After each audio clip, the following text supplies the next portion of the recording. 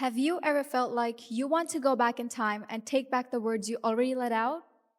Or ever reassure yourself that you're correct, even when you're wrong? If so, we're on the same path.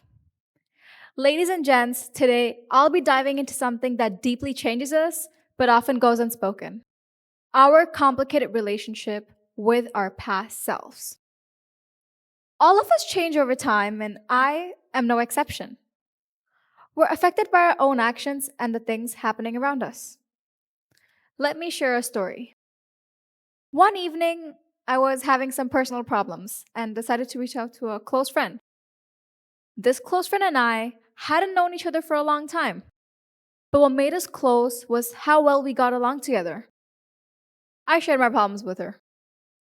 To my surprise, her response was harsh.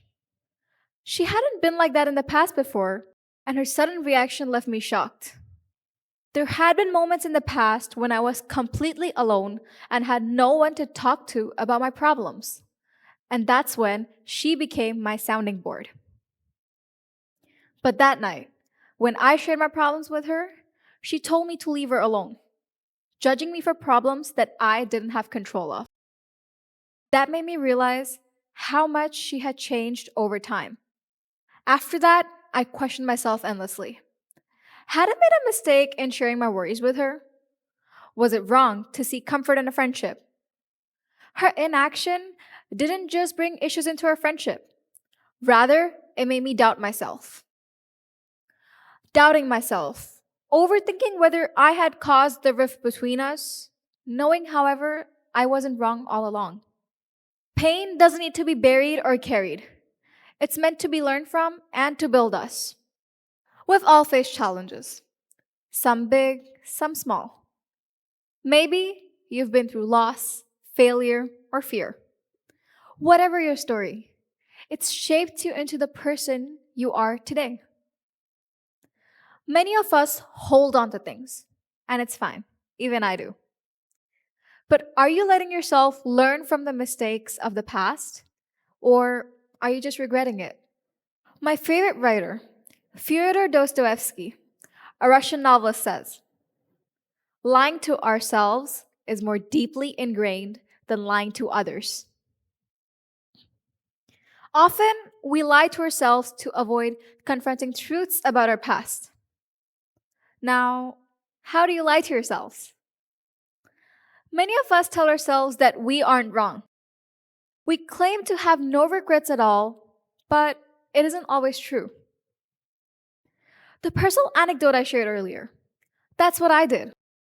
I lied to myself about the fights we had with each other because I had this fear of losing the friendship. By admitting that we lied to ourselves, we can begin to understand our past selves with more honesty. When we stop lying to ourselves and start facing our truths, we can build a stronger relationship with ourselves.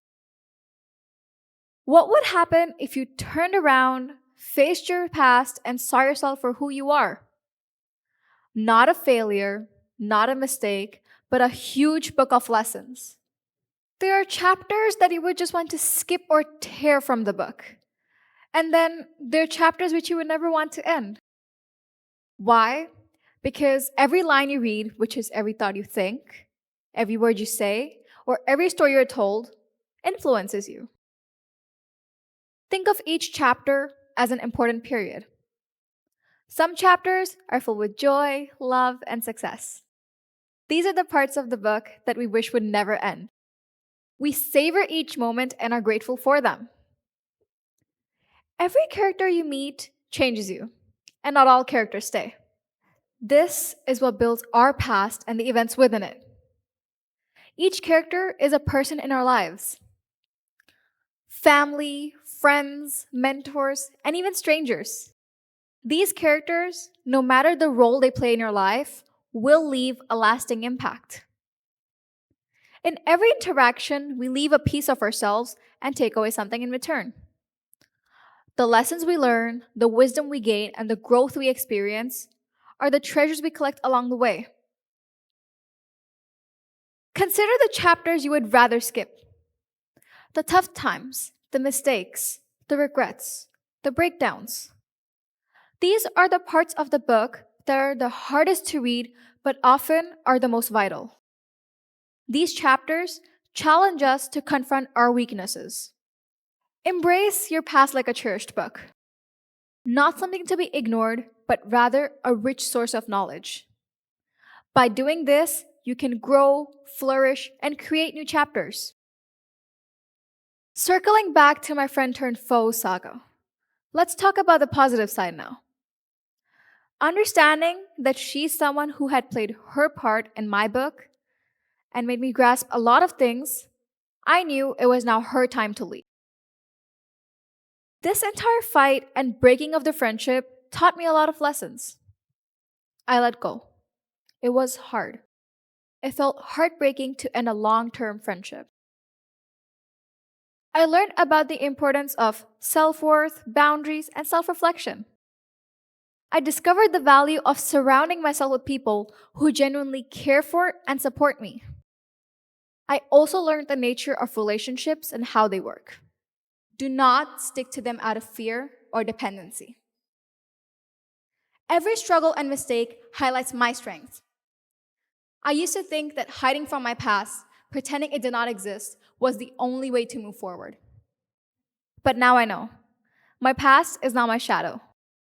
Without my past, I would not be the person standing before you. This is our complicated relationship with our past selves. The hurtful and uncomfortable stages have a lot to offer in building our resilience. Instead of blaming your past for being the worst, we should be thankful to it for everything, for simply existing in the chapters of a book that we call our lives. So today, I'm standing here, not to run away from my past, but to embrace it. I'm proud. Proud of the strength it took to keep going even when everything felt impossible. Proud of every version of myself, because each one was a step towards becoming the person I am today. Before you leave this hall, I want you to think about your relationship with your past self. Connecting with it can change you as much as it has changed me and will continue to do in the future.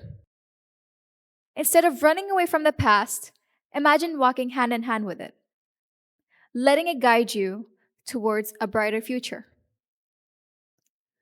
Consider writing a letter to your past self today. Thank the past you for your current strength and reflect on how the past you has helped shape who you are now. You deserve to be the best you today. Thank you.